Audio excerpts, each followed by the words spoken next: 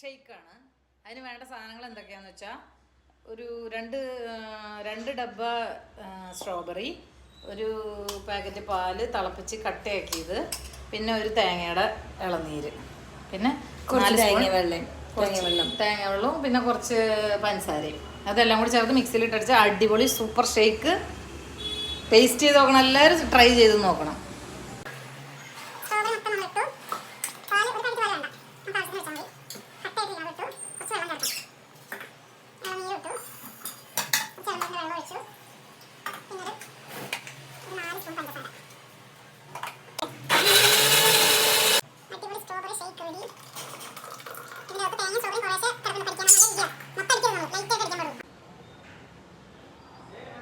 Super shake എല്ലാവരും ഒന്ന് try ചെയ്ത് നോക്കണം. അടിപൊളിയാണ്.